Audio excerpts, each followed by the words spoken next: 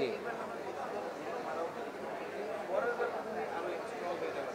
আমি তানভীর আহমেদ, হাজী মোহাম্মদ দানেশ বিজ্ঞান ও প্রযুক্তি বিশ্ববিদ্যালয় মেকানিক্যাল ইঞ্জিনিয়ারিং বিভাগ থেকে। তো আমাদের এই ডিভাইসটা হচ্ছে micro controller and Android base alcohol detecting device and engine locking system.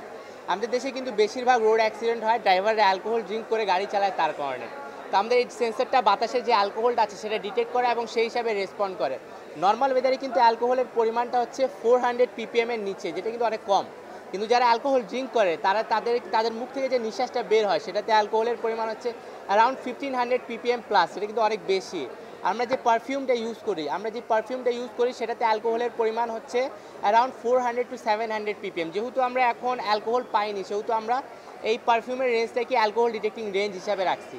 যখনই আমার এই সিস্টেমটা অ্যালকোহল ডিটেক্ট করতে পারবে অটোমেটিক্যালি গাড়ির স্টার্ট কিটাকে লক করে দিবে, মানে গাড়ি আর তখন ড্রাইভার যতই চেষ্টা করুক স্টার্ট করতে পারবে না। বর্তমানে আমরা এই রেঞ্জটাকেই দেখাতে পারি যে অ্যালকোহল ডিটেক্টিং রেঞ্জ হিসাবে। যখনই আমার এই ডিভাইসটা সেন্স করতে পারবে ওই অটোমেটিক্যালি লক করে দিবে।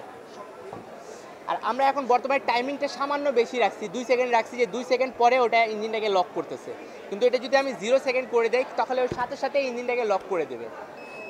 আর এটা আমরা একটা নিজস্ব ডেভেলপ করে একটা অ্যাপ বানাইছি যেটাতে আপনি ফোনেও দেখতে পারবেন যে অ্যালকোহলের রেঞ্জটা কীরকম আছে গাড়িতে। বর্তমানে এটা আমরা ব্লুটুথের সাথে কানেক্ট করে রাখছি, কিন্তু যদি আমরা এটাকে জিএসএম এর সাথে কানেক্ট করে দিই তাহলে আপনি বাসায় বসে দেখতে পারবেন যে আপনি যে ড্রাইভারটা আপনার গাড়ি চালাচ্ছে সে কি অ্যালকোহল ড্রিঙ্ক করে গাড়ি চালাচ্ছে নাকি নর্মাল ওয়েদারে গাড়ি চালাচ্ছে।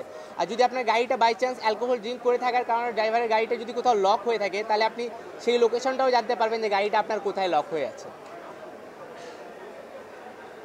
এটুকু।